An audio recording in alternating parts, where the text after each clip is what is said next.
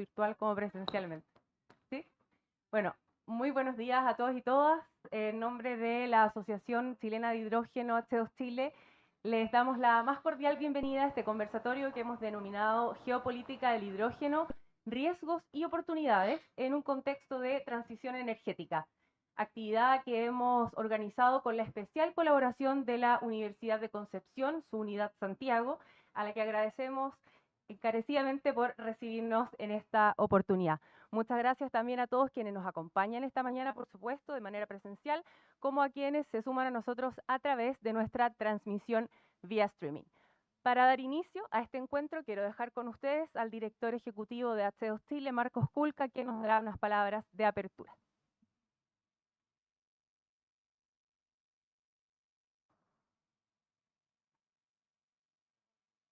Bueno, muy buenos días a todas y todos.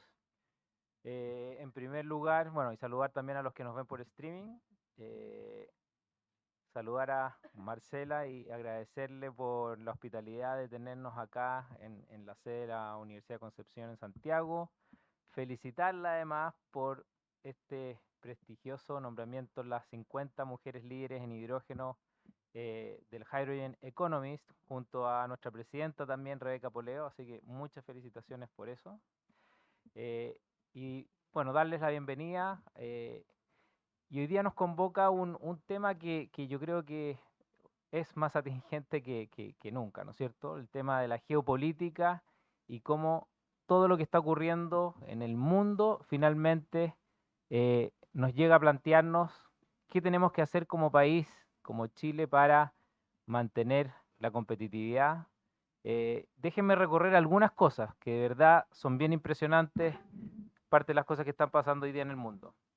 Bueno, lo primero es que, como ustedes pueden ver, estamos en una situación muy compleja respecto en el Medio Oriente, Rusia, Ucrania, y eso para el mundo de la energía, no solamente para el mundo en general, es obviamente muy relevante por la situación de la variabilidad en los precios del gas, del petróleo, así que desde ahí es una variable que para el caso del hidrógeno tendemos a pensar que debería ser favorable porque nos lo pone más competitivo, pero el resto de las cosas, por supuesto, se encarece, la inflación, en fin. Después, otra de las cosas que está pasando, que a pesar de esa situación geopolítica, lo que hemos visto en el último reporte de la IEA, de la Agencia Internacional de Energía, es que la inversión dentro del mundo de la energía sigue aumentando.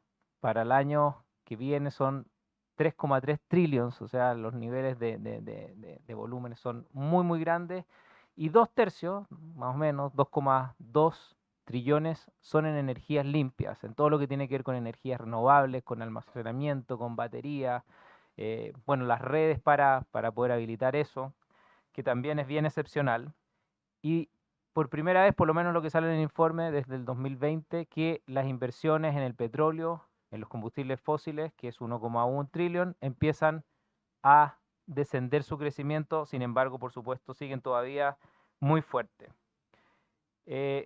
Otra de las cosas que vemos, y ya cuando entramos al mundo, bueno, hay otra cosa que es interesante también desde la geopolítica, que son los países emergentes, porque muchos de los países emergentes debieran ser los potenciales productores de energías renovables, ¿no es cierto?, como el hemisferio sur, pero lo que plantea también este informe es que el movimiento de los capitales, las inversiones hacia esos países, no es tan fácil, es compleja, o las tasas de intereses que tienen que pagar esos países por la deuda son tan excesivos que finalmente terminan igual siendo inhabilitados para poder recibir las inversiones. Si ya nos adentramos al mundo del hidrógeno en específico, hemos visto cómo distintos mercados se han ido aproximando de distintas formas, ¿no es cierto? Europa, que fue uno de los pioneros, vemos que hoy día con su regulación debiera ir ayudando con esto lo que llamamos los mandatos, las obligaciones a poder ir reemplazando parte de los insumos por combustibles renovables a nivel de la industria, en el ámbito de marítimo, aviación. China, que también, sorprendentemente, hemos visto que ha planteado incluso metas de descarbonización al 2060 con todas las industrias, con metas específicas a su descarbonización, y en el caso nuestro específico del hidrógeno ha sido un avance, la verdad, impresionante respecto a la habilitación de electrolizadores, tiene una capacidad instalada casi entre el 40 y 50% de la capacidad total del mundo, así que también bien impresionante. Bueno, vemos a Estados Unidos con un rumbo absolutamente contrario, saliéndose del Acuerdo de París, saliéndose del Acuerdo Internacional Marítimo, y hoy día incluso viendo la posibilidad de quitar estos incentivos del Inflation Reduction Act para el caso del hidrógeno y para la captura de CO2. También vemos cómo países que son competidores nuestros como Australia, Brasil, siguen avanzando en forma importante, por lo tanto ahí para Chile también es algo que atender. España también ha sido bastante sorprendente, se ha ganado en las últimas subastas del H2 Global, de los 15 proyectos del Banco Europeo, se ganaron 8 proyectos, o sea, España y sigue invirtiendo en hubs de hidrógeno, así que es un país a destacar. Entonces, en general, lo que vemos, distintas situaciones. India, por ejemplo, también ha ido avanzando en forma importante.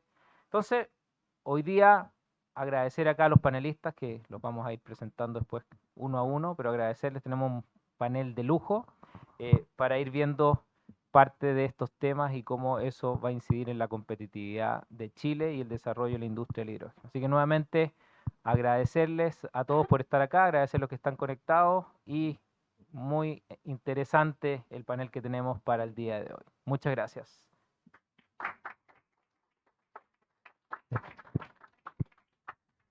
Muchas gracias, Marcos, director ejecutivo de H2 Chile, por este encuadre para esta actividad que tenemos hoy. Quiero dejar con ustedes también ahora a nuestra anfitriona de hoy, Marcela Angulo, directora de la Universidad de Concepción, su unidad Santiago. Por favor, Marcela, adelante. Hola, muy buenos días, muy breve. Para nosotros es un gusto recibir esta actividad de H2 Chile. No es la primera, varias veces ya hemos usado este espacio para hacer estas discusiones tan relevantes. En particular para nosotros en la Universidad de Concepción es un gusto poder acoger estas conversaciones, ¿no es cierto?, ser parte de estas conversaciones. Creemos que la academia tiene un rol también, ¿no es cierto?, en conjunto con la industria, con el sector público, especialmente en momentos en donde hay tanta incertidumbre, donde hay que generar efectivamente una visión país, una convergencia de visiones y de voluntades para que efectivamente Chile pueda mantener esta posibilidad de ser un líder mundial en la producción de hidrógeno. Y por lo tanto, quienes están en el mundo de la producción para la exportación, quienes están mirando usos industriales, quienes están mirando la posibilidad de promover la demanda interna, nos parece que es digamos, es un gran espacio de convergencia que tenemos que cultivar permanentemente, este diálogo y esta mirada, esta visión común. Así es que, sin más, solo darles la bienvenida y esperamos que sea una muy fructífera conversación.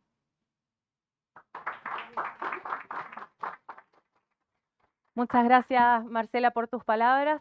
Y con esto ya nos adentramos en el tema que nos convoca hoy. ¿Cómo impacta la competencia global en el liderazgo en el sector de hidrógeno verde y sus derivados? ¿Cómo afectan los conflictos geopolíticos en el desarrollo de esta industria? ¿Cómo Chile se prepara para consolidarse como un actor clave en los mercados internacionales? Son todas preguntas que responderemos en el conversatorio al que, sin más preámbulo, damos paso. Invito a pasar adelante entonces a los destacados panelistas que hoy nos acompañan. Marcela, nuevamente, por favor, adelante, directora de la Unidad Santiago de la Universidad de Concepción. Nos acompaña también Eduardo Vitrán, académico de Centra de la Universidad Adolfo Ibáñez y director de Codelco. Muy bienvenido, Eduardo. Mario Marquese, director del proyecto HNH Energy y presidente de H2B Magallanes. Víctor Turpó, Regional Manager LATAM de HIF Global. Adelante, por favor. Y para moderar esta instancia, invito a pasar adelante nuevamente al director ejecutivo de H2 Chile, Marcos Kulka. La palabra es toda tuya, por favor.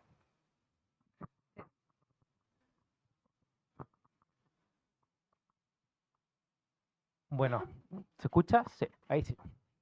Bueno, nuevamente aquí en el panel ya se ha dado el encuadre básicamente de la situación de lo que está pasando a nivel global y me gustaría partir con las empresas, con Víctor y con Mario.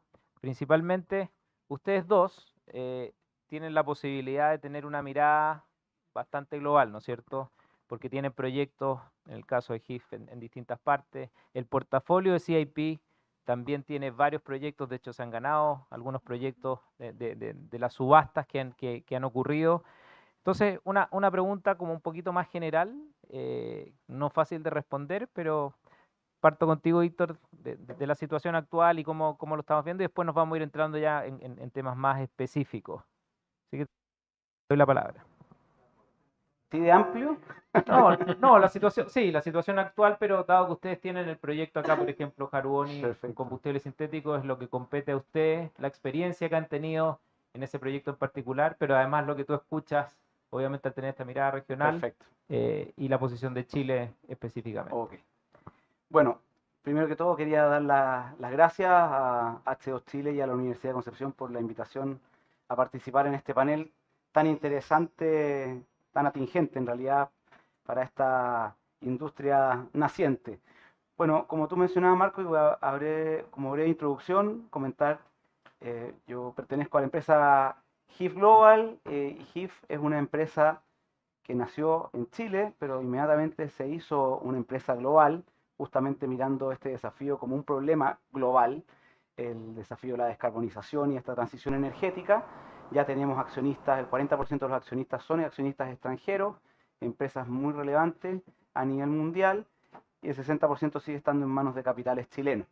Tenemos proyectos en Chile, en este momento en Uruguay, estamos partiendo también en Brasil, en Estados Unidos y en Australia, y estamos mirando algunas otras posibilidades en otras partes del mundo, siempre buscando dónde se den las condiciones para producir lo que nosotros estamos haciendo como producto, que es ocupar el hidrógeno, en este caso el hidrógeno verde, no para hacer amoníaco como se da a lo mejor en muchos casos, por lo menos acá en Chile, sino que ir un paso más allá. Nosotros tiene una complejidad adicional nuestro proceso, porque nosotros tenemos que ocupar CO2 reciclado, capturar CO2 que estaba o va a terminar en la atmósfera para utilizarlo para producir combustibles sintéticos carbono neutral. Eso es lo que estamos haciendo nosotros en nuestra planta Haruboni, que es una planta demostrativa que ya tenemos operando hace más de 2 años en Magallanes. Estamos produciendo gasolina carbono neutral sintética, 93 octanos, que se le puede echar a cualquier vehículo, es igual molecularmente hablando que la gasolina fósil, pero hecha a partir de los maravillosos vientos que tenemos en Magallanes y ocupando en este caso CO2 capturado de la chimenea de una cervecera. Y con eso estamos produciendo combustible que el día de mañana ese CO2 que termina en la atmósfera fue capturado, entonces mantiene esta neutralidad. Eso como introducción. Y bueno, durante estos 2 años y medio que hemos tenido la posibilidad de tener la planta operando en Magallanes, nosotros hemos tenido la posibilidad de aprender muchísimo.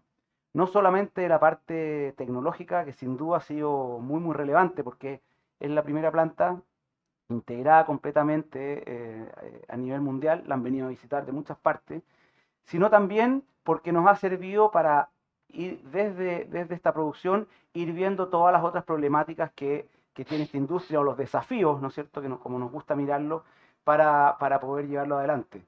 Esta es una planta bastante pequeña, que produce 130.000 litros de gasolina al año, pero bueno, la primera problemática con la que se topó, que afortunadamente, dado el tamaño, se superó en un tiempo razonable, fue la parte de los permisos. Pero no tengo que ahondar demasiado para que todos sepamos, ¿no es cierto?, lo que ha sido la realidad permisológica, ¿no es cierto?, en Chile en el último tiempo, y cómo eso realmente es una dificultad importante para el desarrollo de nuestros proyectos, cuando la comparamos y tenemos la posibilidad de compararlo con otros países. Nuestra realidad, por ejemplo, en Estados Unidos, que después vamos a entrar en esa situación, pero fue que obtuvimos el permiso ambiental para desarrollar la planta en menos de un año. En Uruguay también vamos avanzando a una velocidad bastante buena con el desarrollo de los permisos, pero bueno, acá, que partimos bastante antes que en los otros proyectos, todavía no logramos tener el permiso para nuestra primera planta comercial, que esperamos, ahora está caminando un poco mejor, poder tener a lo mejor los permisos aprobados a fines de este año. Pero tenemos mucho que hacer ahí, tenemos que dar más certezas, tenemos que tener un marco regulatorio más claro, tenemos que definir también mejor las razones por las cuales un proyecto, a pesar de tener una RCA aprobada, el día de mañana se pueda judicializar, que eso ya le mete incluso una incerteza importante a los inversores cuando ya tienen un permiso incluso aprobado. Entonces, teniendo una ventaja tan grande en recursos naturales para desarrollar esta industria, como es el caso del viento en el sur y el sol en el norte, que podemos poner en valor porque tenemos una cantidad de recursos muchísimo mayores que la capacidad interna de consumir esos recursos renovables, ¿no es cierto?, por demanda propia. Entonces, con esta industria del hidrógeno verde hemos encontrado la fórmula para poder transportar electrones, que es muy caro transportarlos como electrones, ¿no es cierto? La transmisión eléctrica es un tema que hoy día no está todavía bien resuelto, a través de energía química, ¿no es cierto? Lo pasamos a moléculas y esas moléculas sí que las podemos mover de un lugar a otro, entonces por primera vez en la historia podemos pasar a ser exportadores de energía. Imagínense ustedes un país que ha estado acostumbrado a importar combustibles toda su vida, podemos pasar a ser exportadores. Bueno, pero eso no basta con tener los recursos naturales, hay muchos otros desafíos. La parte permisológica, como digo yo, es muy, muy importante. Tenemos que ser capaces de ponernos de acuerdo sin descuidar, por supuesto, el cuidado del medio ambiente, que es fundamental, ¿no es cierto? Tenemos que hacer proyectos que sean sustentables, por supuesto, pero no podemos desperdiciar esta oportunidad de una industria que no pueda terminar de nacer por este tipo de situaciones. Hay otro tipo de barreras que también nosotros hemos ido viendo, que son desafíos por los que tenemos que luchar, que son propios de una industria nueva, que tienen que ver con todo, por ejemplo, lo que rodea a la construcción de una planta de este tipo. No es solamente la construcción de la planta de amoníaco, ¿no es cierto?, con los electrolizadores para hacer hidrógeno, la planta de combustible, sino que esto viene rodeado de una serie de infraestructura habilitante que en muchos casos no está. En el caso de Magallanes, por ejemplo, la infraestructura portuaria no es suficiente para poder sostener toda la exportación de combustibles que queremos tener en los años futuros. Eso, por supuesto, hay que trabajarlo. Se ha hablado mucho también, esto hay que hacerlo sí en conjunto, porque tenemos que hacerlo de manera sustentable y de manera eficiente. Esta es una industria que está desafiada todavía por sus costos de producción, porque efectivamente, si los comparamos con los fósiles, hay una brecha importante que cerrar y por lo tanto tenemos que buscar por todas partes cómo bajar los CAPEX y los OPEX de los proyectos. La infraestructura es una forma de hacerlo y tenemos que compartir infraestructura de puertos, de caminos, de líneas eléctricas, etc. Bueno, muchas gracias. Vamos a entrarnos en los temas más específicos también. Mario. Muchas gracias. Bueno, reitero, me sumo a las palabras de Víctor, muy agradecido por la invitación y la posibilidad de compartir algunas opiniones e ideas con respecto al desarrollo de la industria. CIP es un fondo de inversiones de origen danés, apalancado en los fondos de pensiones daneses y alemanes, que hoy día maneja alrededor de 32.000 millones de euros para inversión en energías renovables. Y dentro de ese fondo, el área de energía de transición, el área del hidrógeno, es bajo el cual estamos desarrollando en Chile este proyecto, en Chile en particular HNH, y alrededor de 12 otros proyectos similares en el mundo para la producción de hidrógeno verde y sus derivados.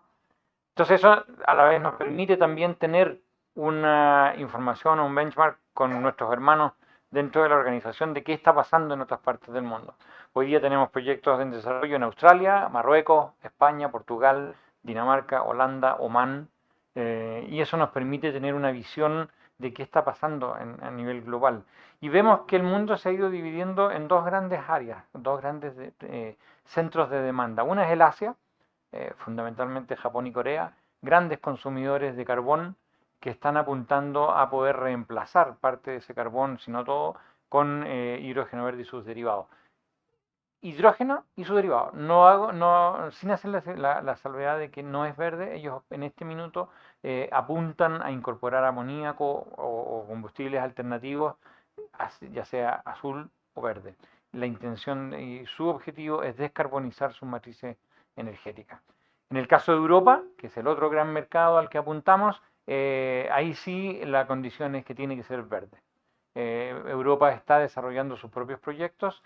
El desarrollo de la columna vertebral que une España con Alemania es fundamental para el transporte de hidrógeno. Han apuntado a la utilización del hidrógeno en forma pura para sus procesos productivos, particularmente en Alemania. Y vemos que los proyectos que hoy día están en desarrollo, Tenemos 2 gigas en desarrollo en Holanda, 1 giga en desarrollo en Dinamarca, 500 megas en España, bajo nuestra responsabilidad, todos para producción exclusivamente de hidrógeno. Ninguno de ellos va más allá, buscando ser más competitivo, atendiendo la demanda principalmente de Alemania y aprovechando también un esquema de subsidios del Banco del Hidrógeno y otras entidades financieras europeas que han aportado ese subsidio, digamos, que viabiliza la industria en tanto la cancha no se iguale o darle esta ventaja. No olvidemos que a principios de fines de los 90, cuando vino el desarrollo de la energía eólica en Europa en general, se hizo a partir de subsidios. El feed-in tariff fue fundamental en la implementación de la industria. Me acuerdo, el año 2007 me tocó estar a cargo del proyecto Totoral en Canela, en el norte de Chile, en esa época el proyecto eólico más grande del país, y todo el mundo nos tildaba de locos, porque teníamos un proyecto eólico caro, soñador, éramos Quijote, no iba a funcionar, la matriz no aceptaba más de un 20% de energía renovable en el sistema se hacía inmanejable con más del 20%, y hoy día llegamos al 70, al 80, no pasa nada, nadie se da cuenta, tenemos parques eólicos varias veces más grandes que lo que fue Totoral, la industria es absolutamente competitiva y se ha desarrollado. El hidrógeno está siguiendo el mismo camino, necesita, y vemos a nivel global mercados que se están desarrollando apalancados en subsidios. Las ventajas de Chile frente a eso, si bien no tenemos un esquema de subsidios a nivel local, sí tenemos ventajas, como decía Víctor, de gozar de condiciones naturales que favorecen la producción a muy bajo costo. Nosotros somos capaces hoy día de competir en el Asia a pesar de la distancia, porque tenemos un costo de producción, o potencialmente tendríamos un costo de producción mucho más bajo. Además, estamos ajenos a todos los problemas geopolíticos. O sea, si en este minuto la situación en el Medio Oriente es de crisis, a nosotros, Magallanes, Antofagasta, siguen conectados con el resto del mundo sin interrupción.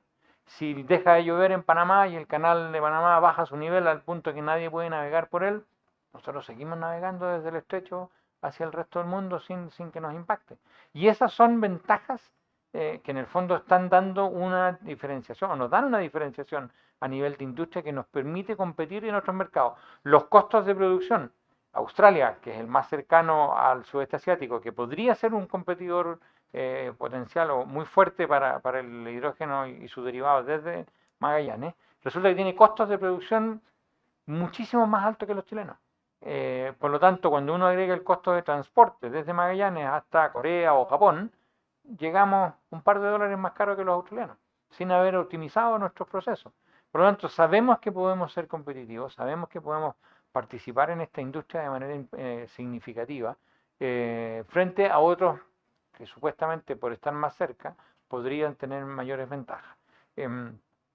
Omán, Egipto en particular, cerró un contrato de suministro de hidrógeno con Alemania a precios que ojalá los volvamos a ver, porque eso viabiliza cualquier industria. Hoy día el problema principal de la industria es precio. No somos competitivos. El amoníaco como combustible no es competitivo hoy día, y hay que reconocerlo. Pero estamos en los inicios de una industria.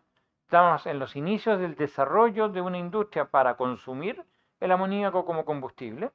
Recién MAN en Alemania desarrolló este año un motor capaz de propulsar barcos mercantes.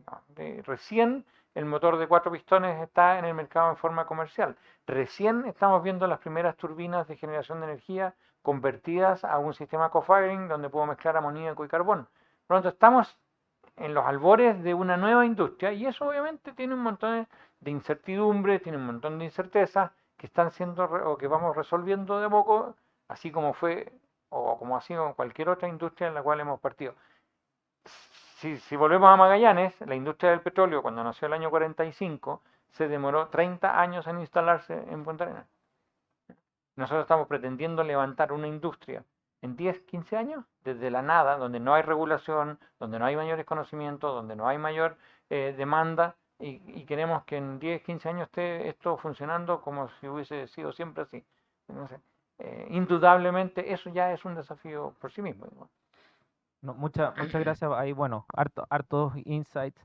Bueno, viendo todas las ventajas que sabemos que tiene Chile, ¿no es cierto? Desde sus recursos renovables, más cosas que decías también desde la lejanía, que quizás a veces ese aislamiento, que muchas veces puede ser contrario al tema de competitividad, en este caso puede ser favorable. Tú, Eduardo, con todos estos sombreros que has tenido desde desarrollo de estrategia industrial, bueno, has pasado por varias industrias, Corfo, Fundación Chile, hoy día director de Codelco, y además desde Centra en la UAI. eh, ¿Cómo no perdemos esta oportunidad de Chile entendiendo que el desarrollo de una industria toma tiempo, pero igual estamos de alguna forma compitiendo por los capitales, por las inversiones que los distintos grupos económicos también donde invertir en el fomento en una demanda, por ejemplo, local, en la minería? Sería interesante también escucharte en eso. O ustedes, por ejemplo, también como mineros, el tema del alcance 3, ¿no es cierto? Todo esto que tiene que ver con los corredores verdes y la huella ahí de carbono. Incluso hoy día vemos que hay acuerdos desde la IMO, digamos, donde hay específicamente metas. ¿Cómo ves esa parte? ¿Cómo incentivar la demanda doméstica? ¿Cómo llegar a precios competitivos con el amoníaco, minería, etcétera? Para que nos des un poquito tu visión de eso. Marco, muchísimas gracias en lugar por la invitación a participar. Veo aquí muchas caras de este esfuerzo de años. Partimos el índice con la ilusión de transformar los CAEX, que son grandes consumidores de diésel, los CAEX también, son grandes camiones, 3.000 litros diarios, 3.500 litros diarios, a un híbrido. No nos fue bien en ese primer proyecto en Corfo, pero pusimos el tema del hidrógeno en la discusión, primero en minería, pero en general como una opción de desarrollo para el país. Yo voy a hablar acá más bien como académico, tengo múltiples sombreros, pero siempre es más fácil hablar desde la perspectiva de la academia porque uno tiene más libertad. Entonces no comprometo a alguno de mis otros sombreros. Bueno, se menciona que este es un desafío enorme porque esta es una industria naciente a nivel mundial, con requerimientos de desarrollo tecnológico, de desarrollo de oferta de bienes de capital que no estaban a la escala que requiere esta industria, con la necesidad de preparar incluso capital humano especializado, que no existe. Este es el típico caso que los economistas llamamos en que existe una falla de coordinación, en el siguiente sentido. La falla de coordinación ocurre cuando uno tiene una demanda muy incipiente, es necesario invertir en innovación para promover la demanda, pero al mismo tiempo la oferta no está desarrollada y hay un conjunto de factores no transables internacionalmente que requieren inversión, que implican altos costos hundidos y por lo tanto se genera un problema de circularidad. Si no existe la oferta todavía, no sabemos bien cuáles van a ser los precios o costos, ¿por qué voy a invertir en incentivar y crear mi demanda? Y al mismo tiempo, ¿cómo voy a hacer grandes inversiones por el lado de la oferta si todavía no tengo los off-takers? Y esa es la situación que enfrenta la industria a nivel global. Chile tiene y sigue teniendo una oportunidad interesante en el tema del hidrógeno verde, del amoníaco verde. Chile creció rápidamente, tirado por las exportaciones en la década de los 90 y la primera parte de los años 2000. Crecíamos al 10-12% anual las exportaciones. Y ese fue el factor que permitió que creciéramos en promedio al 5% anual. Si queremos retomar el crecimiento futuro, pasar del 2% al 3,5%, tenemos que preguntarnos dónde van a estar los sectores exportadores, las actividades exportadoras que van a tirar el carro del crecimiento. Sin ese factor es muy difícil una economía pequeña, abierta al mundo, poder desarrollarse. Y creemos que el hidrógeno verde sigue siendo una oportunidad. Pero tenemos esta falla de coordinación. Y la pregunta es, ¿cómo lo abordamos? ¿Cómo abordamos el hecho de que nuestra institucionalidad pública de los aspectos ambientales de alguna manera tiene dificultades para enfrentar la aprobación de este tipo de proyectos comparado con los países con los que competimos? Competimos con Australia, competimos con los países europeos, competimos con Brasil, ¿ah? Que ha dado bastantes facilidades para el desarrollo de esta industria. Y entonces existen estos mecanismos, no se ha mencionado hasta ahora, pero el Ace to Global, ¿ah? Es un mecanismo que creó la Unión Europea en que los países que están interesados, Alemania es el más importante en esta materia, generan una especie de licitaciones en que se hacen contratos por diferencia, es decir, se genera una demanda por, se genera una demanda por propuestas de oferta de hidrógeno, de amoníaco, a ciertos precios, y por otro lado, el articulador se da vuelta hacia el lado de la demanda y ve quién está dispuesto a comprar, y por un periodo de tiempo, 10 años, cubre las diferencias. Y hay un fondo que permite cubrir esas diferencias. Se han desarrollado ya 2 procesos a nivel global, han habido oferentes, el primero fue un solo oferente de Egipto, pero después, como dijo Marco, vinieron múltiples oferentes. Y la pregunta es,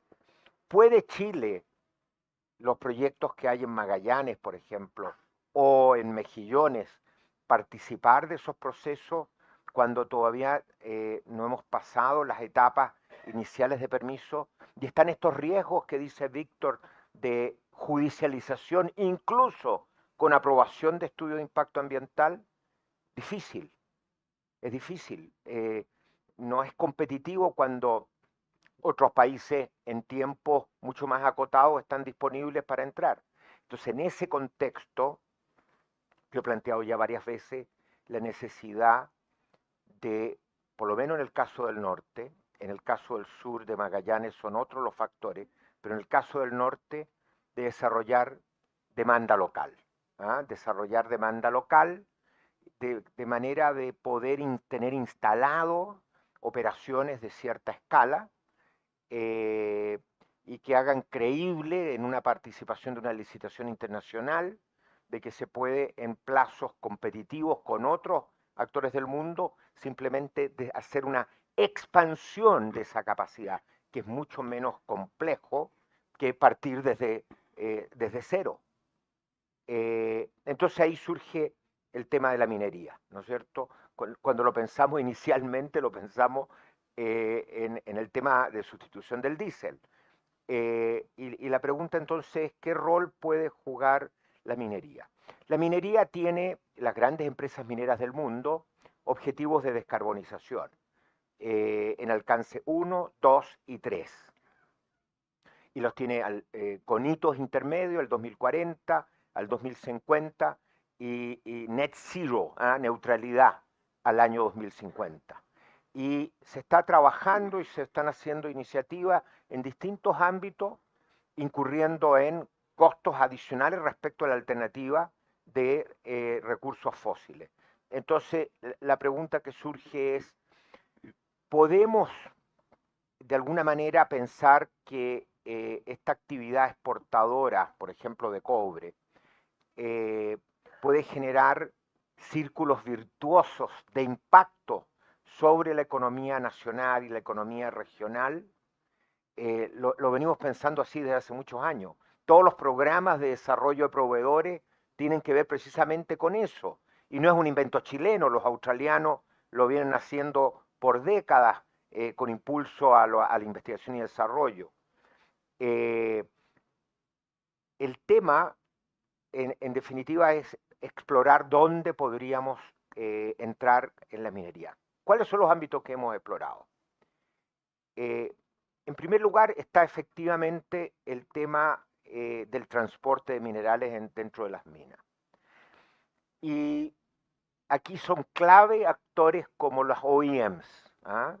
Cuando partimos con Marcela en Corfo en este tema, tratamos de involucrar a Komatsu Kaming al tema. Y Kaming nos dijo, olvídense, ¿ah? Nosotros vamos por otro lado, no los pudimos involucrar.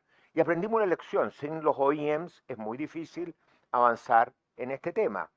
Ahora, los OEMs en lo que es minería subterránea, ¿no es cierto?, que es la minería del futuro, están en lo eléctrico, ¿ah? Y se juegan fundamentalmente por el tema eléctrico. En lo que es la minería rajo abierto, están también planteando el tema eléctrico, pero todos los estudios que hemos visto muestran que el tema eléctrico que requiere catenarias es rígido, ¿ah? Es rígido y no todas las minas permiten resolver exclusivamente, digamos, el problema con camiones eléctricos. Por lo tanto, vemos que el tema de combustibles sintéticos probablemente puede tener diésel sintético, puede tener un rol relevante en el tema minero complementario a la solución eléctrica. Entonces, ese es un tema que requiere I+D. Un tema que también trabajamos junto con Marcela, el Instituto de Tecnologías Limpias, recién ahora está listo, recién ahora. El Patricio Aguilera es el gerente, acaban de nombrarlo, un extraordinario nombramiento. Y tema prioritario, bueno, hagamos piloto en conjunto las empresas mineras para pilotear opciones de complementarias al uso eléctrico en la minería. Hay aportes de Fraunhofer internacionales, recursos de donación, podemos complementarlos con recursos y hacer una alianza Chile-Alemania, que son los países de esta zona del mundo, el tema de la resiliencia para los alemanes, la resiliencia que por ahí Mario mencionaba, ¿no es cierto? Es un tema fundamental. Ese es un tema. Segundo tema, ya más largo plazo. Y en realidad, que es los proyectos que está trabajando Marcela en la Universidad de Concepción, que es el tema de las fundiciones cero emisiones. ¿Ya? Pero eso nos va a demorar 10 años. Y aquí hay que entender que necesitamos early movers. Necesitamos mover temprano. ¿Por qué? Porque hay muchos jugadores, hay mucha inversión hundida en infraestructura y otros, y en capital humano y otros, y cuando se generan esos costos hundidos, los que hemos estudiado organización industrial sabemos que es un mecanismo que genera barreras de entrada para los que entran después. Entonces, hablando con gente del área de inversiones, nos dice early move or not move at all. O te mueves temprano o te quedas afuera. Entonces, como país, por favor, no podemos perder esta oportunidad. Entonces, ¿qué otras opciones rápidas? Y ahí surge una opción, que es los explosivos. Chile importa amoníaco, hay un puerto dedicado en la región de Mejillones, para importar amoníaco. Hay una empresa, Codelco, que está avanzando utilizando nitrato de amonio azul, es decir, usa amoníaco en que en el proceso hubo captura de gas natural, captura de CO2, que no es tan verde, por favor, es bajo en emisiones con riesgo, y se han hecho esas importaciones aprovechando algunas ofertas de Estados Unidos, donde hay, hablamos de geopolítica, una enorme duda de si el Inflation Reduction Tax va a seguir activo y por lo tanto se va a desarrollar una oferta interesante. Entonces, la idea concreta es, bueno, exploremos pasar del amoníaco azul al amoníaco verde. Eso significa, pensando al año 2030, tenemos que pensar en proyecciones de costo, probablemente un costo del amoníaco que puede ser al 2030 entre 100 y 200 dólares más alto que el costo de la alternativa azul, por lo menos. Entonces la pregunta es cómo hacemos para que esa diferencia se enfrente, y yo creo que este es un tema que tenemos que abordar en conjunto. Hay un rol del Estado, quizás hay que pensar que esto tiene que ser una política de Estado.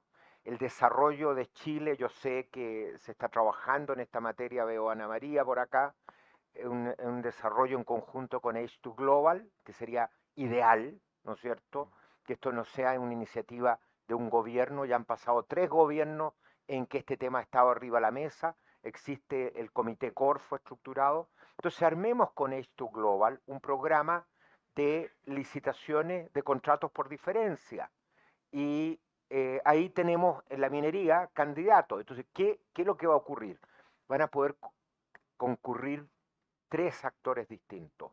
Por un lado, las mineras, que obviamente desde el punto de vista de su posicionamiento, 800.000 toneladas de CO2 que vienen de las emisiones de este ámbito, tienen ahí un beneficio de posicionamiento en el mercado de largo plazo. Europa y la industria eléctrica, de autos eléctricos sí le interesa y sigue interesándole el tema del cobre verde. El LLM que cotiza está empezando a establecer condiciones especiales para, o requisitos mínimos en términos de emisiones. Eso va a ir avanzando, se va a ir creando un mercado, hay un valor para las mineras.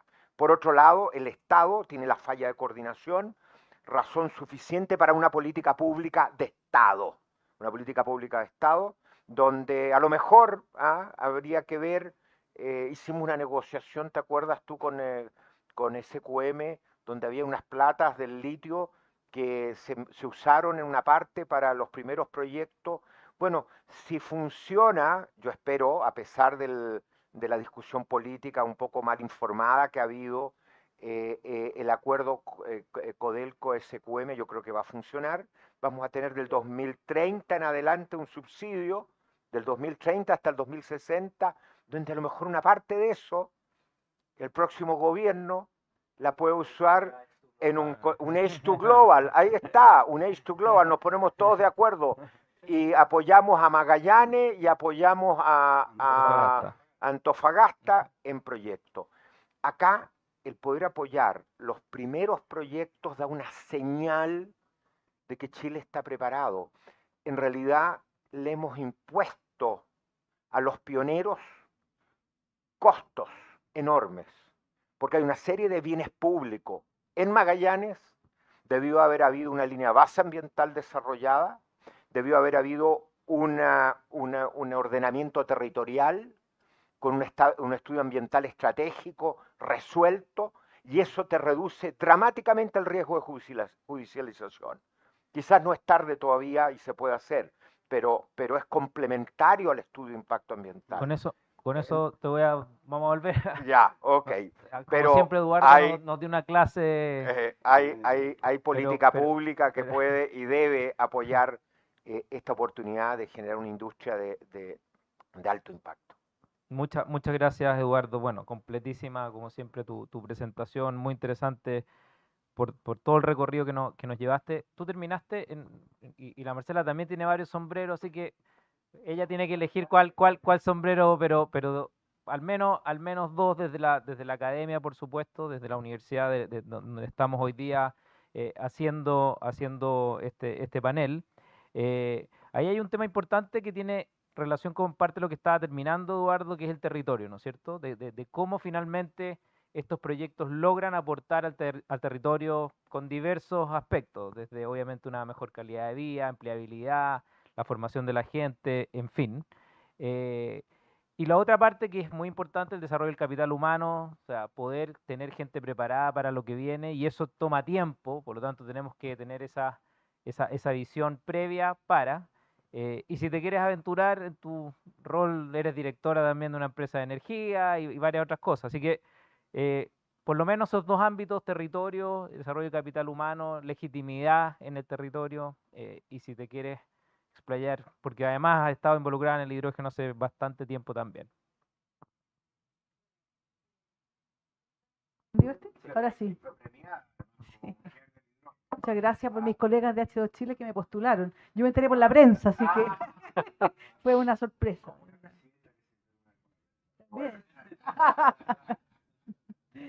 Bueno, oye, súper interesante. Muchas gracias, Marcos, por la invitación de H2 Chile a esta conversación.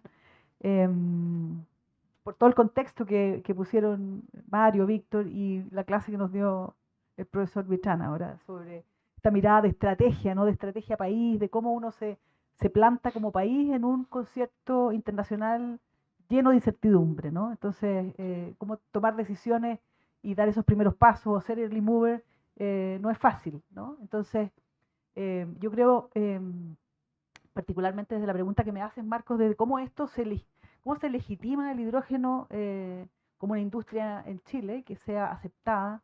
Es un tema, hemos tenido harta diferencia de opinión entre la industria y el mundo de las ONG en esto. Yo creo que aquí falta todavía que esto, digamos, haya más conversación, más diálogo, más convergencia, para que podamos llegar a tener los plazos y la agilidad que otros países están teniendo, digamos, en este tipo de proyectos. Y por cierto que hay que entender que siempre hay dos visiones, nadie tiene la verdad absoluta y por lo tanto siempre habrá que ceder y negociar, ¿no? Entonces, desde esa perspectiva, yo creo que lo que Eduardo comenta respecto de la generación de una demanda local, porque el gran tema aquí es que esta es una industria gigante que, como cualquier actividad humana, va a tener impactos, naturalmente, impactos que van a tener que ser mitigados, y por lo tanto, desde el punto de vista de los territorios que acogen a estas industrias, tiene naturalmente que haber un buen balance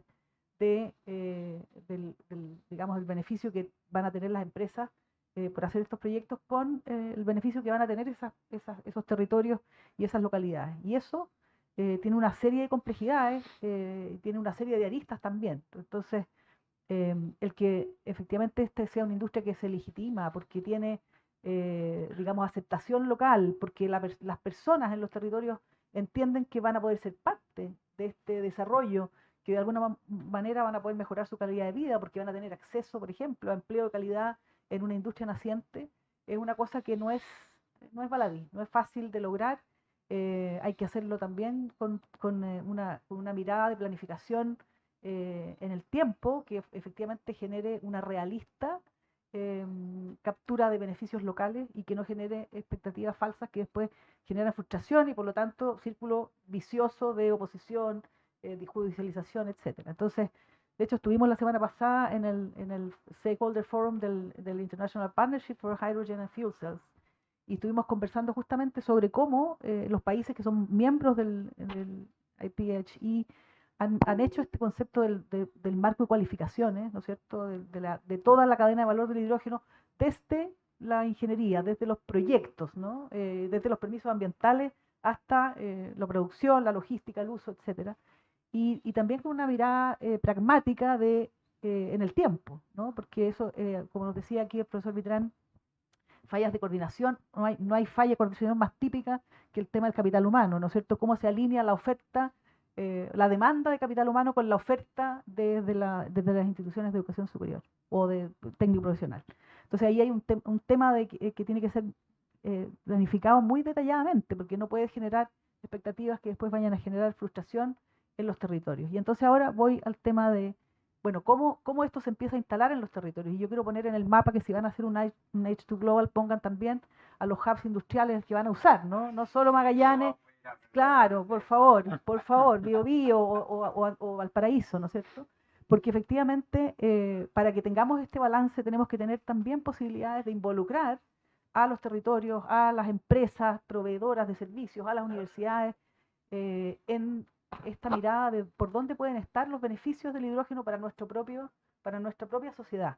Y desde esa perspectiva, yo estoy en una zona industrial, trabajando cerca en la región de Biobío, una región industrial y portuaria, efectivamente hay una oportunidad de avanzar en usos del hidrógeno más innovadores. Tú decías, este es un círculo que puede ser virtuoso en la medida que tú inviertes en innovación para encontrar nuevas oportunidades. Y eso va generando una mayor demanda que puede partir pequeña, puede partir en pequeños, digamos, en etapas iniciales, esos primeros movimientos donde los first movers toman, o los early movers toman una posición y que por esa vía generan una condición de competitividad para escalar después cuando el mercado internacional vaya dando esas señales. Entonces, en particular, yo diría que en un contexto geopolítico, donde tenemos hoy día, además de las guerras que ya teníamos, tenemos el tema con Israel-Irán, donde Irán está amenazando con cerrar el canal de Hormuz, y eso le pone una una disrupción a la cadena de suministro del petróleo, por ejemplo, y va a hacer que el petróleo suba de precio en el corto plazo, sin duda. No sabemos cuánto va a durar. Pero eso es, por ejemplo, un elemento que hay que poner en la ecuación, ¿no? Respecto de cómo vemos los próximos 10, 15 o 20 años. Y desde esa perspectiva yo creo que tenemos una oportunidad de encontrar usos locales que nos permitan tomar esa pole position, ¿no? Nosotros estamos particularmente en la universidad trabajando 3 grandes temas.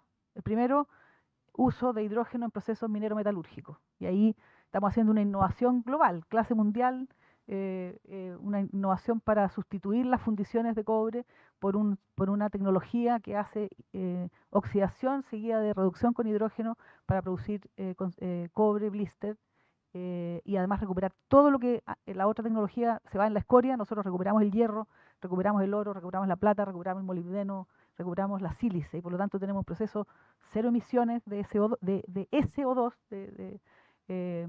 cero residuos, y además carbono negativo, porque es una tecnología muy exotérmica, ¿no es cierto?, que genera energía limpia además. Entonces, Codelco está coinvirtiendo. Codelco coinvirtiendo, hoy día BHP apoyando, Orubis de Alemania, y estamos a punto de partir ya el pilotaje, que nos va a costar del orden de 15 millones de dólares para poder ya probar los KPI más relevantes. Estamos trabajando también en el tema de los combustibles de aviación.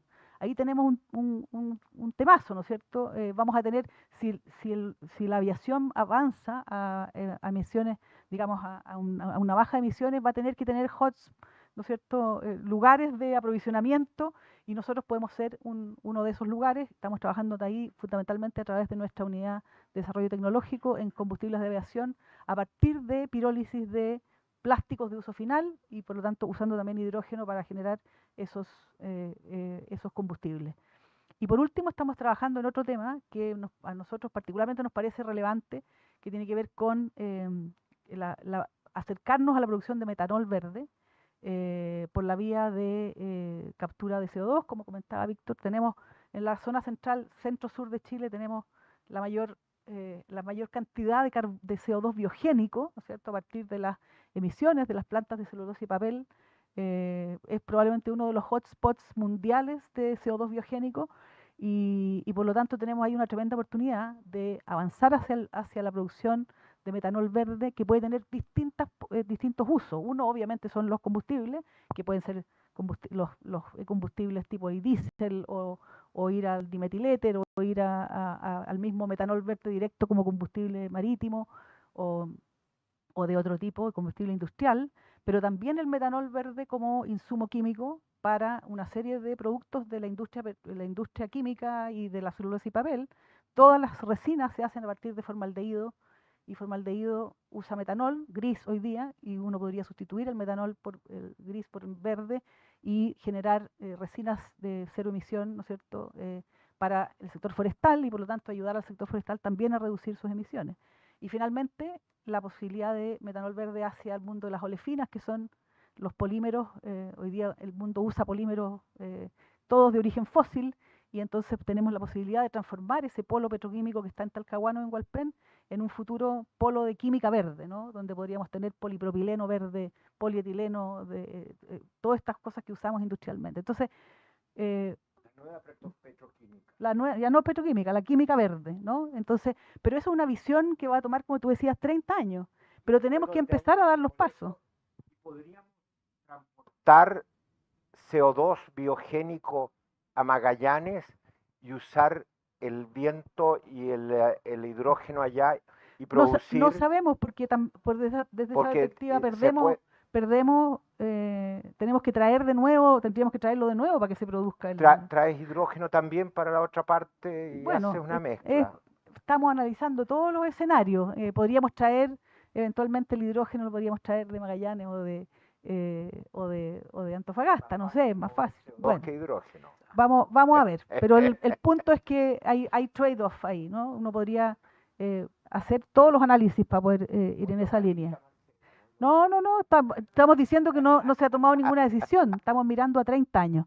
Y lo que estamos haciendo es entonces involucrar a los estudiantes, involucrar a estudiantes de posgrado, estudiantes de doctorado, postdocs, estudiantes de magíster, y todos los ingenieros y químicos de distintas de especialidades, digamos, en empezar a meterse en estas discusiones. Y eso va generando entonces ese capital humano interesado. Oye, necesitamos traer a los jóvenes a este mundo. Si no tenemos los jóvenes en esta industria, estamos perdidos, porque vamos a tener oposición asegurada. Y después en el mundo del capital técnico profesional, con esto termino, este es un temazo de falla de coordinación. Yo creo que yo veo súper complejo, veo en algunos lugares demasiado entusiasmo por el hidrógeno verde, algunas instituciones que están empezando a generar carreras asociadas a esto. Yo creo que hay que tener mucho cuidado ahí, la posibilidad de generar frustración, porque formas personas que, algunas que, bueno, con gratuidad, pero otras que invierten sus recursos familiares por una posibilidad de tener un empleo bien remunerado que después no ocurre, es un tema. Me encantó lo que está haciendo el grupo de Fundación Chile con BTT en este centro de Magallanes, que están haciendo un concepto de capital humano verde, ¿no? Green talent o green skills, que es hacerlo un poquito más flexible, ¿no? Es mirar la cadena de valor completa, incluyendo desde el inicio, desde los estudios ambientales para adelante, ¿no? Y desde esa perspectiva ir acompañando el desarrollo de capital humano en la medida que también va avanzando y dando la industria sus pasos en el tiempo. Bueno, muchas gracias. Voy a innovar un poco. Quiero como esto también se trata de geopolítica, y obviamente hemos tocado varios de los temas, y hemos tocado temas estructurales que todos los conocemos, ¿no es cierto? Para que, o sea, sabemos que Chile es un importador neto de combustibles fósiles, sabemos que tenemos condiciones privilegiadas en recursos naturales, hemos tenido el desarrollo de una industria energética bastante madura, con todas las dificultades que también sabemos que tiene. Pero me gustaría, y no sé si me estoy aventurando mucho, pero cuando vemos esto, la situación que está ocurriendo hoy día a nivel mundial, ¿no es cierto? Y vemos un mundo bastante distinto en un par de meses a lo que estábamos acostumbrados. Estamos viendo Estados Unidos, potencia mundial, que se sale de los acuerdos que nos llevan a la descarbonización del planeta, más proteccionismo, y por otro lado vemos países que en forma inteligente están aprovechando esta oportunidad, como China. China, bueno, viene hace mucho rato, pero le pone un acelerador aún mayor a decir: nosotros vamos a ser los proveedores básicamente de todos los insumos críticos para la transición energética, bueno, para qué hablar de metales e incluso alimentos y otras cosas. Entonces hay países que están apostando en esta situación geopolítica por la aceleración y el foco de algunas cosas. Nosotros acá hemos hecho un recorrido completo, ¿no es cierto? Hablamos de incentivos, de infraestructura, de los precios que no son competitivos, del territorio, el capital humano, que son las cosas que habitualmente hemos ido viendo cómo avanzar desde el plan de acción. Entonces, me voy a aventurar. Si es que nosotros tuviéramos que tomar hoy día una posición de acelerar algo, porque la Marcela dijo, dada la situación geopolítica, tenemos que preocuparnos, por ejemplo, de la demanda local. Es algo interesante para poder ir generando, además de lo que sabemos, la legitimidad social, en fin. Voy a partir desde allá, que puede sonar una pregunta como muy amplia, pero en esta situación quizás en la que estamos viviendo hoy día, quizás con variabilidad en los combustibles fósiles, vamos a tener una variabilidad en lo que decía Marcelo, la posibilidad que se cierren canales que son críticos para la comercialización de productos.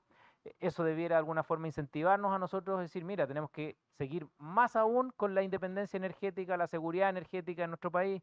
Entonces, si uno tuviera que tomar algún foco, y sabemos lo de los permisos, ¿no es cierto? Sabemos que a Chile le faltan de repente subsidios o los contratos por diferencia, que podría hacer si es que Chile pone un matching y tener, por ejemplo, la minería.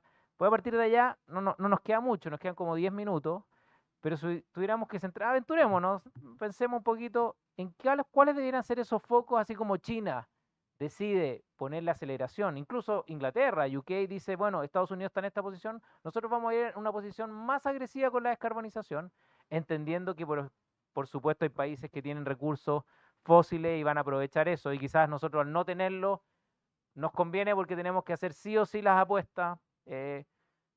Por allá, yo sé que es difícil la pregunta, quizás no estaba tan preparada, pero para entrar en la geopolítica, que es lo que nos reúne hoy día, vemos la guerra entre Israel e Irán, que eso evidentemente además va a producir una habilidad mayor a lo que ya veíamos con Rusia-Ucrania. Así que foco, ¿dónde podríamos apostar hoy día o al siguiente candidato presidencial decirle, mire, acá hay una cartera de inversión de 40.000 millones de dólares, estas son las cosas que hay que hacer? Y ahí me callo, partamos por allá. Yo sé que es difícil, pero metámosle un poco de geopolítica, un poquito más a la conversación. Bueno, a ver, es una pregunta bien amplia y pucha, sería fantástico decir que hay 40.000 millones de dólares para repartir, se me ocurren tantas cosas. Pero, a ver, en primer lugar, yo diría, en una industria como esta, donde Chile tiene un rol importante que puede jugar, yo creo que tenemos que mantener, si bien estoy muy de acuerdo en que tenemos que fomentar una demanda y crear una demanda interna es muy relevante, creo que los recursos que tenemos nos llaman a ser un exportador protagonista en esta nueva industria. Sí. O sea, entonces creo que tiene que haber una política de Estado de fomentar, así como Chile se posicionó, ¿no es cierto?, por su gran recurso natural del cobre, ¿no es cierto?, como uno de los principales exportadores de cobre a nivel mundial. Bueno, yo creo que Chile tiene que jugar un rol para ser uno de los principales exportadores de hidrógeno verde y derivados en los próximos 30 años. O sea, yo creo que ahí eh, no podemos perdernos en ese sentido porque la demanda mundial es infinita comparada con la demanda nuestra y nosotros tenemos recursos naturales muy por arriba de cualquier demanda que podamos proyectar si estamos dispuestos y llegamos a los acuerdos necesarios para poder desarrollarla, que eso es muy importante. Entonces, el primer esfuerzo, creo yo, a nivel como geopolítico, si estamos hablando de Chile, es poder sentar las bases y los acuerdos en los marcos regulatorios, de los permisos, todo lo que se necesita para que esta industria se pueda desarrollar. Entonces, poner también recursos para habilitar la industria.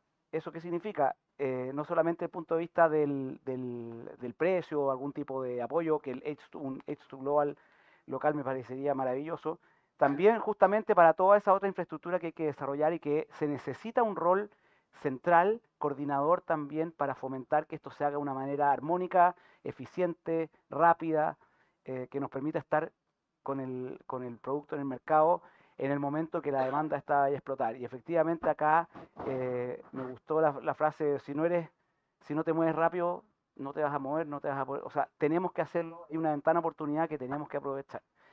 Y desde ese punto de vista también, y ahí quiero hablar un poco de la experiencia de GIF, ya a nivel empresarial, cuando uno está en una industria de este tipo que se está desarrollando de manera diversa en el mundo y con condiciones que van cambiando, nos tenemos que mantener también bastante agnósticos y abiertos para buscar las mejores condiciones para desarrollar nuestros proyectos en los lugares donde estén. Nosotros, por ejemplo, ya que mencionaste China, hoy día, después de haber partido conversando con proveedores más europeos, americanos, para todo el desarrollo de nuestras plantas, hoy día decidimos movernos hacia China porque encontramos, mirando a nivel global, tenemos un área de innovación, nosotros, un equipo de innovación con varios doctorados en Berlín, una oficina que tenemos allá, y desde ahí, buscando las mejores soluciones, cómo integrar las mejores tecnologías, llegamos hoy día a China y estamos hoy día en China desarrollando una planta modularizada que nos permita a nosotros el día de mañana, además, esa misma planta, porque es como queremos mantenerlo lo más flexible posible y estamos en varios países y duele decirlo, a mí me encantaría que fuera Chile el primero, pero no sabemos. Esa planta modularizada la podemos instalar acá, pero también en Uruguay, en Brasil, en cualquier lugar. La misma planta que queremos replicar, ir aprendiendo de la primera a la siguiente, vamos a hacerle mejora, entonces plantas modulares, que si tenemos que instalar más capacidad, vamos a instalar varias de las mismas, de tal manera tener menos repuestos, o sea, ir creando las condiciones para una industria y al mismo tiempo manteniéndose flexible en un mundo que está tan variable, donde, y ahí para terminar, yo sé que queda poco tiempo, solamente comentar 2 segundos. Nuestro proyecto que mirábamos con mejor prospectado, porque si bien partió un poco después que el de Chile, tuvo los permisos ambientales antes que nadie, veníamos increíble, con unos subsidios maravillosos para poder entrar al mercado como Estados Unidos, donde íbamos a tener subsidios de 600 millones de dólares al año con nuestra planta que vamos a tener ahí. Hoy día estamos a la espera de la próxima semana, porque el 4 de julio se corta esto. Si se corta definitivamente el subsidio del IRA y se le ponen unos plazos básicamente ridículos para tener los proyectos ya en construcción, y si no, está fuera. Entonces, ¿cómo te cambian las condiciones? Incluso en países que uno consideraba que ese tipo de cosas no ocurrían, están pasando hoy día. Entonces, mantenerse flexible, agnóstico y pensando sí en el mercado exterior, yo diría que es uno de los focos que tenemos que tener. Buenísimo, muy claro. Vamos, sí. En Magallanes hay 2,7 millones de hectáreas de bosques naturales degradándose. Con el castor canadiense que entró, hay ONGs mundiales ambientalistas que dicen un manejo sostenible de ese bosque podría generar carbón biogénico. Eduardo, solamente decir, por lo Y, menos y como lo han, GIF, lo han pensado. como GIF, nosotros estamos ya conversando, haciendo análisis con un bosque ya que está ahí efectivamente deteriorándose, un bosque que está Sí, botado, justamente va a hacer manejo de esto y ver si ahí, con unas calderas que nosotros queremos instalar, podemos ocupar esas calderas para darle estabilidad a nuestra planta y recuperar el CO2 y ocupar el CO2 para combustible. eso, Lo fantástico. estamos empezando a mirar ya. Perfecto. Bien. Ya, Dos yo minutos. me minutos, lanzo. tratemos Me lanzo como idea, ya, súper corta. ya, vamos. Para no repetir las cosas que ya dijo Víctor y para no adelantarme algunas que seguramente van a decir ustedes. Em, bueno, yo creo que varias de las ideas ya salieron aquí, pero si tú me preguntas y me aprietas así, tres cosas haría? Yo haría, uno, reforzar la diplomacia del hidrógeno, la capacidad del Estado de Chile de hacer diplomacia como ya se está haciendo, ¿no es cierto? Los convenios internacionales con países que son clave, esta conversación con Alemania, con H2 Global, con los Países Bajos, con Corea, con Japón, porque efectivamente yo creo que hoy día Chile estamos en un territorio exento de conflictos bélicos y eso yo creo que vale mucho. Y por lo tanto a nuestras ventajas naturales le podemos poner ese atributo de un territorio, digamos, de un proveedor confiable, donde no va a haber conflictos y que pueda asegurar esta cosa en el largo plazo. Yo le pondría muchas fichas a la diplomacia del hidrógeno a nivel internacional. Lo segundo es que le pondría una gran ficha de un fondo de verdad grande para poder ir a yo sé que la Corfo está haciendo cosas interesantes, dando señales, pero los montos son demasiado pequeños, no te alcanza para hacer esas primeras etapas de las cosas donde hay usos más innovadores. Yo pondría un fondo de subsidio para investigación y desarrollo e innovación que permita que usos innovadores del hidrógeno se muevan a los TRL 7-8, de modo que en los próximos 5 años tengamos listas las tecnologías para cuando el mercado esté en condiciones de poner, digamos, de avanzar hacia bajar el costo, y por lo tanto esos usos del hidrógeno se hagan competitivos temprano. Y lo último, que estamos en un periodo de estrechez fiscal, ¿no es cierto? Los temas de la recaudación son relevantes y por lo tanto en Chile es casi imposible que haya subsidios como hay en los países europeos o en Estados Unidos, etcétera, pero tal vez hay alguna forma de que eventualmente Chile diera una señal de armar algún mecanismo tipo, por ejemplo, un fondo de crédito tributario para los pioneros, para los primeros 3 proyectos que realmente avancen y que eso pueda efectivamente ser parte de la discusión a nivel nacional. Espérame, déjame darle a Mario. Mario, yo sé que lo puedo administrar y decir que sea corto y terminamos contigo. No, y terminamos con Eduardo que nos va. Dale, ya lo conocemos. Dale, Mario, corto, foco. Marco, mira, muy brevemente, tenemos la oportunidad de desarrollar una industria que puede ser tan grande como la minería, con un aporte al PIB chileno tan significativo como el de la minería. Tenemos que aprovechar la oportunidad de que Europa hoy día está buscando la independencia energética. Desde el año 2012 vienen haciendo esfuerzos por independizarse del gas ruso y que ha sido uno de los grandes gatillantes del movimiento hacia estos combustibles de transición. Hoy día esa dependencia ha caído, depende de Estados Unidos, de Noruega, Omán y Egipto y Marruecos en el suministro de gas natural para sus necesidades. Y esa es la oportunidad que tenemos que aprovechar. Hay gente aquí que ha dicho, ¿por qué tenemos que hacernos nosotros responsables de los problemas del cambio climático en Europa si estamos tan lejos? Es un problema que nos afecta a todos. A todos. En Magallanes, a pesar de que no lo crean, está declarada zona de emergencia hídrica. Y eso no es gratis.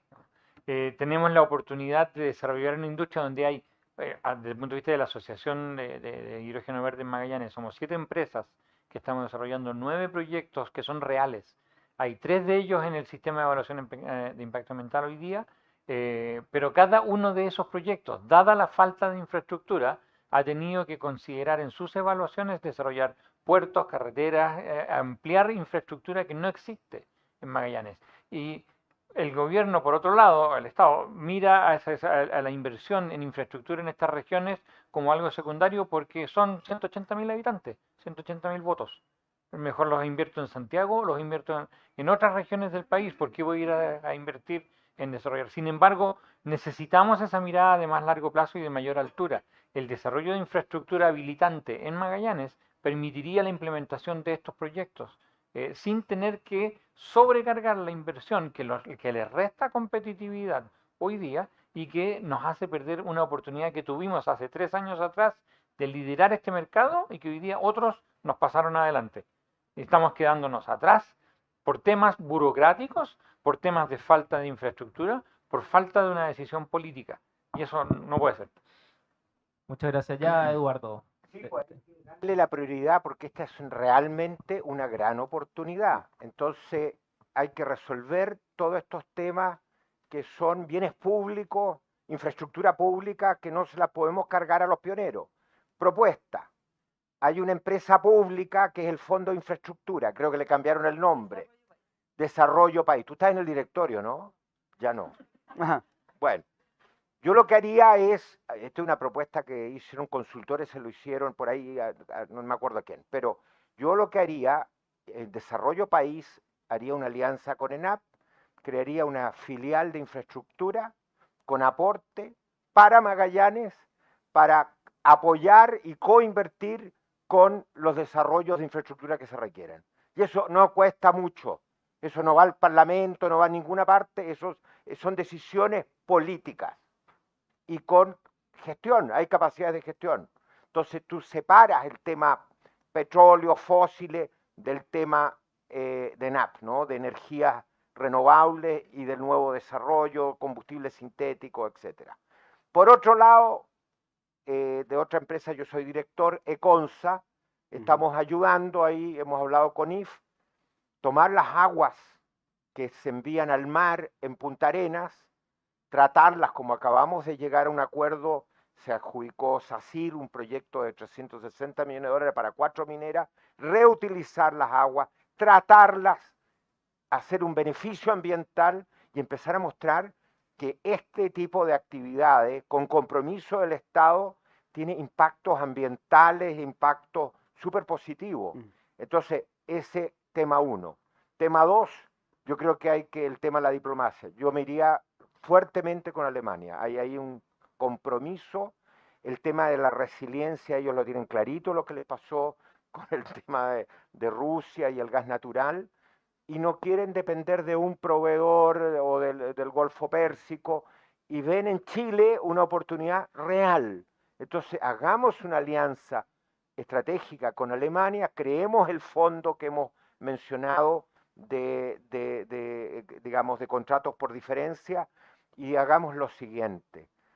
Yo tomo tu palabra, los 3 primeros proyectos. ¿Ah? Hagamos que haya competencia. ¿Ah? Los 3 primeros proyectos en Magallanes y en el norte probablemente Mejillones o tal, no lo sé, hay un problemita con los astrónomos, pero, y juguémonos por eso. Finalmente, miremos el tema, se habla ya, descarbonicemos de inmediato la matriz eléctrica. Pucha, hemos hecho un enorme esfuerzo. Y ojo, la minería jugó un rol antes de que vinieran los contratos con las empresas de distribución, que fue un tema clave para impulsar con esto que la segmentación del día. Fueron 2 empresas mineras las que hicieron los primeros contratos eléctricos, tomando una posición pionera en el tema de electricidad.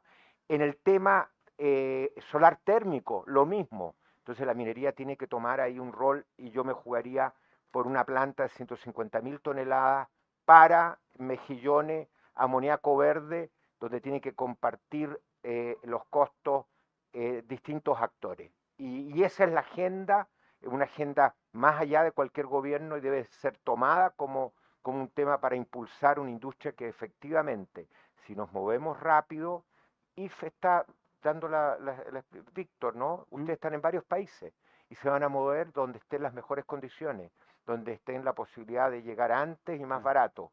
Entonces, estamos compitiendo, no estamos solos y tenemos que movernos temprano porque las barreras de entradas que se generan cuando somos latecomers, entramos tarde, son altas. Y eso es lo que tenemos que hacer. Bueno, quiero agradecer, tuvimos hoy día la oportunidad de un panel, de verdad recorrimos, pero muchas cosas. La oportunidad está, y acá estamos los conversos, que sabemos que Chile tiene una oportunidad, todo lo que podamos hacer con la energía renovable y que ayuda al desarrollo además de zonas que lo requieren. Necesitamos urgente la reactivación además económica, acá hay una cartera de inversión que además contribuye a industrias del futuro, y dada la situación geopolítica, que es parte de lo que conversamos hoy día, vale la pena acelerar y tomar ciertas apuestas, ¿no es cierto? Desde esta diplomacia con países claves, alianzas veo también por ahí hay Países Bajos en términos de infraestructura, o sea, Puerto de Rotterdam, que en Brasil, por ejemplo, ha sido clave, quizás para Chile también puede ser bien interesante desde traer el know-how, parte de esta copropiedad, no sé si será con ENAP, pero salen cosas interesantes. Fondos dedicados y de tamaños que sean significativos, dado que estamos compitiendo en términos relativos con otros países que lo están haciendo.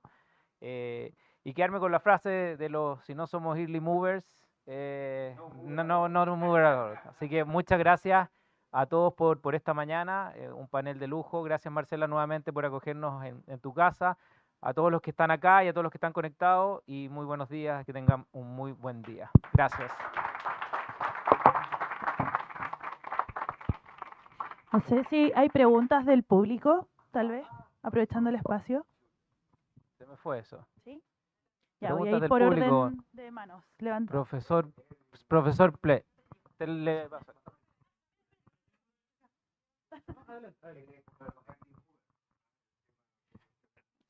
Sí, mira, hay una cosa bien interesante. Ustedes estuvieron hablando de subvenciones y hoy día tenemos una tremenda subvención a los fósiles. Tenemos una entidad en Chile que la determina cuál es el costo social del CO2, es el Ministerio de Bienestar Social y Familia se llama. $71 para el 2025. Y estamos cobrando ¿cuánto? A lo sumo 5 y estamos cobrando el 20% de eso. Entonces, una cosa, todas las cosas funcionan en este mundo, ¿no es cierto? Con zanahoria, precio, pero garrotes también. O sea, tenemos en Chile un problema que es 71, multipliquémoslo por 100 millones, de 7.100 millones de dólares, más que cualquier reforma tributaria, y es plata que hoy día estamos gastando. ¿Qué tal si eso lo sinceramos, ¿no es cierto?, igualamos la cancha? Porque no puede ser que haya una diferencia tan brutal en que estamos diciendo nosotros como Chile estamos gastando $71 por cada tonelada de CO2 y sin embargo miramos para el techo. Se la estamos cobrando un poquito a la parte eléctrica, que es una fracción de eso, de los 5, ¿no es cierto? Y el resto yo le pongo benzina a mi auto 1.300 pesos y miro para el techo. Yo no estoy pagándolo, ninguno, y la señora Juanita sí lo está pagando porque si nos faltan 7.100 millones de dólares, hay menos salud, ¿no es cierto? Menos educación, o sea, hoy día estamos pagando eso. ¿Qué tal si sinceramos eso? ¿O cuál es la posibilidad política de sincerar una vez por todas cuál es el costo para Chile? Gracias. Con Mena, que fue después ministro en la campaña de Bachelet II, y estuve a cargo del tema de energía, y propusimos el impuesto al CO2, y se hizo. Y partimos como había que partir, chiquitito. Pero les digo francamente, nuestro planteamiento desde entonces era tener una escala que al 2030 hablábamos de $30 por tonelada. Y obviamente no enfocado solo en la industria eléctrica, sino que todas aquellas facilidades industriales. Y hoy día que tenemos un tema fiscal, esto es una oportunidad, pero no está muy popular el tema, ¿no?, de subir impuestos. Pero yo sí creo que estos impuestos corrigen externalidades que son muy importantes, porque además de estas externalidades globales que tienen que ver con el CO2, normalmente hay junto con estas emisiones, otras emisiones que son locales y por lo tanto tú también estás impactando a la calidad de vida, el gasto en salud, etcétera, que tienen que ver con los otros componentes. Entonces tú podrías armar una estructura que más o menos está, donde tomas un conjunto de emisiones y generas beneficios sociales que al final los paga el Estado en costos de salud. Así que vengo, Erwin, tienes toda la razón. ¿Y alguien más pregunta? Allá. Hola, buenos días. Martín Gaete por acá. Bien cortito en realidad, entendiendo que este es un problema multifactorial, el tema de las barreras de entrada, me gustaría saber cómo ustedes lograrían abordar toda esta problemática desde el punto de vista de la academia y desde el desarrollo y la innovación en Chile, entendiendo que nosotros tenemos gran calidad de innovadores y de investigadores, pero también tenemos adelantado a Alemania y a otras potencias que históricamente se han inclinado por todo este mundo de la energía renovable. ¿Alguien quiere tomar?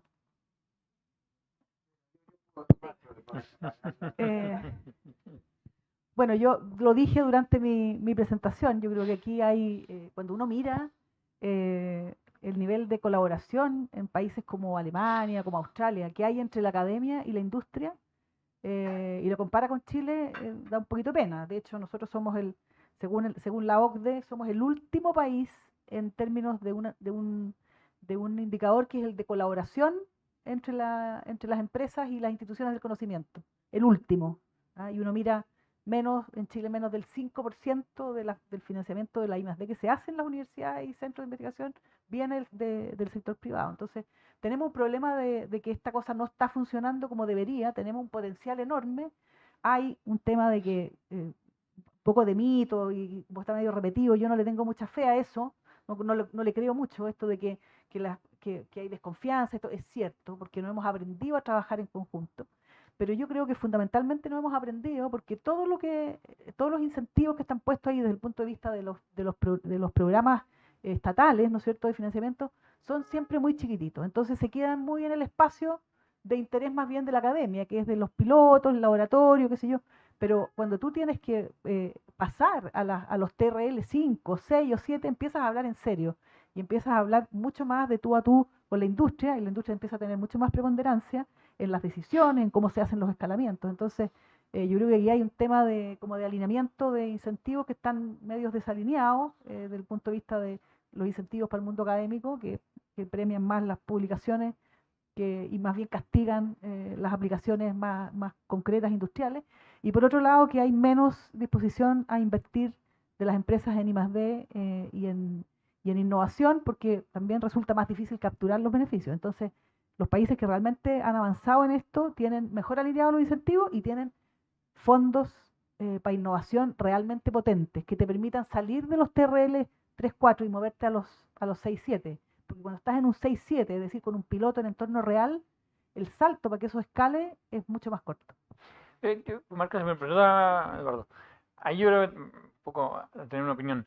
Tenemos que hacer un cambio cultural profundo y que parte desde la academia y de la forma en la formación de nuestros ingenieros, de nuestros profesionales en general.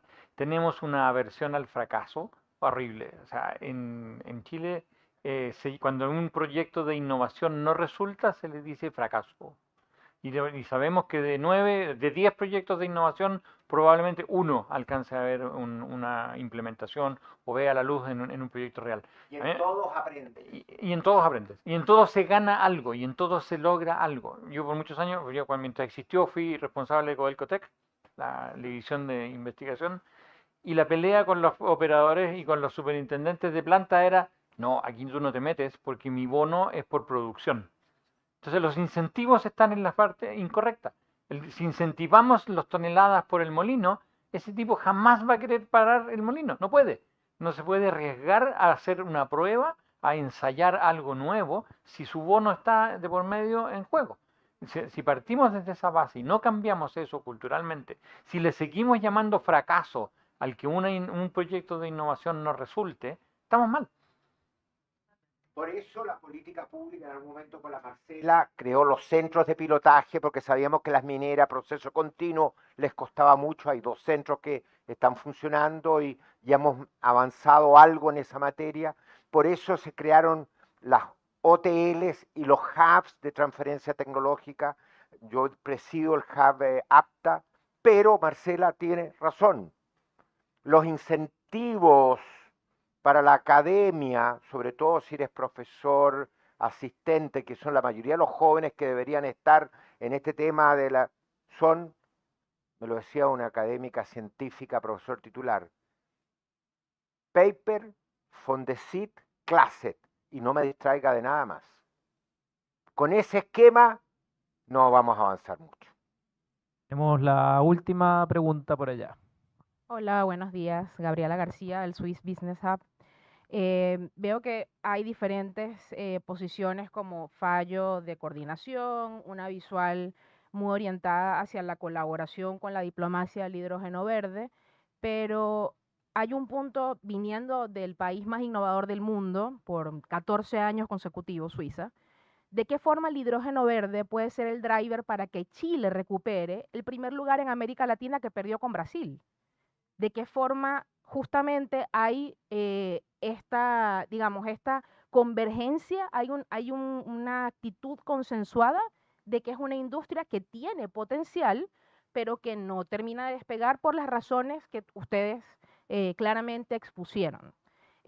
Por ejemplo, Mario comentaba que la industria del petróleo demoró 30 años en despegar, pero estamos hablando de que el mundo cambió, estamos en situaciones completamente distintas hace 30 años, pero sigue faltando la conexión entre todos los actores que tienen que hacer posible la innovación. Desde su perspectiva, ¿cuál podría ser ese driver que conecte finalmente al hidrógeno verde como uno de los puntales de innovación de Chile para el resto del mundo? Yo tengo una propuesta.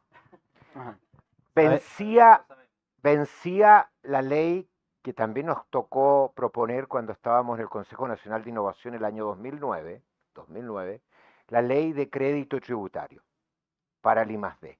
Vencía el año 2025. Se le metió en la discusión tributaria global, olvídense.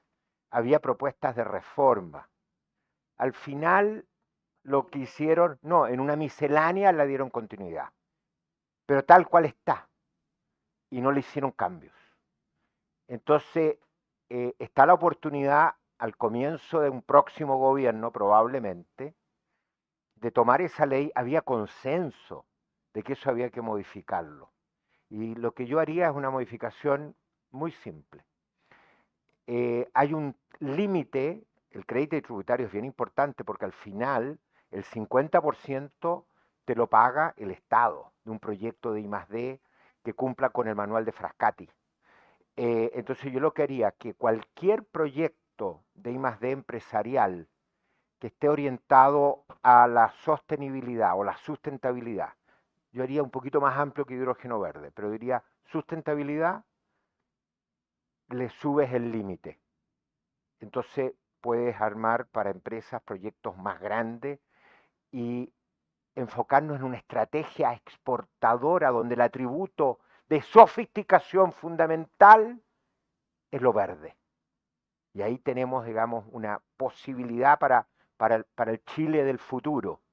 Segundo, también aumentaría el límite e incluso el incentivo por algo que existió al principio, que es cuando ese recurso se hace en colaboración con una oferta acreditada de ciencia, tecnología e innovación.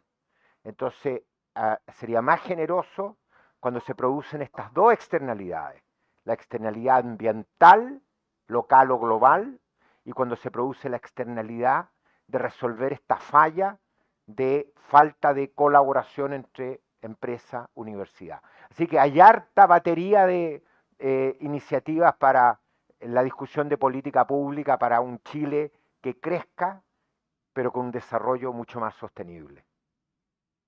Marcela, para terminar. Súper cortito, Gabriela, gracias por tu pregunta.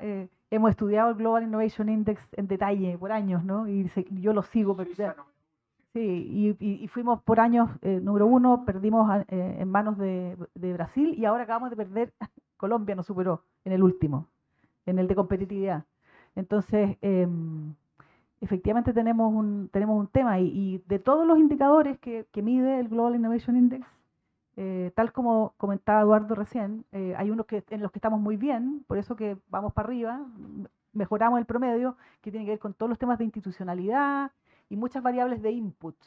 Donde estamos muy bajos es en las variables de outputs y fundamentalmente en estos temas de cómo se capitalizan los activos intangibles. Entonces, si tú miras ahí, hay temas de formación de capital humano avanzado, hay temas de investigación y desarrollo con outputs, con activos intangibles del tipo patentes, del tipo licencias, etcétera. Y lo otro que yo quiero decir es que, conectando con lo que dije en el caso de las 3 ideas de cómo potenciar la industria del hidrógeno, que es para todo, en general, para todos los temas de innovación, es que efectivamente la ley de I+D es muy interesante, pero tú lo dijiste, manual de Frascati, y eso es I+D, es investigación, desarrollo experimental. Hay muchas cosas de innovación que no son consideradas desarrollo experimental según Frascati. Y la Corfo en eso es estrictísima cuando califica los proyectos que entran. Entonces, una adicional es que eventualmente pudiéramos hacer cosas de un poquito más avanzadas en los TRL, y eso podría generar mucho más incentivo a más empresas. Para que lo cambie al Ministerio de Hacienda. Muy bien, eso haremos. Gracias. Muy bien, muy bien. Bueno, ahora sí damos por finalizado el panel y las palabras de cierre. Está pendiente. Adelante. No sé si me van a escuchar. Sí, me escuchan. Muy bien. Bueno, les pido un aplauso, por favor, para nuestros panelistas y nuestro moderador por la nutrida conversación y análisis de las que nos han hecho partícipes. Sin duda es un tema que da para abrir muchas aristas y muchas perspectivas que les iremos desarrollando en otras actividades que les iremos informando a través de nuestras redes sociales y distintas plataformas. Agradecemos una vez más, por supuesto, a la Universidad de Concepción, Unidad Santiago, por recibirnos esta mañana, a todos quienes nos acompañan vía streaming y presencialmente, a quienes estén acá con nosotros los invitamos a compartir un café. Que tengan muy buenos días.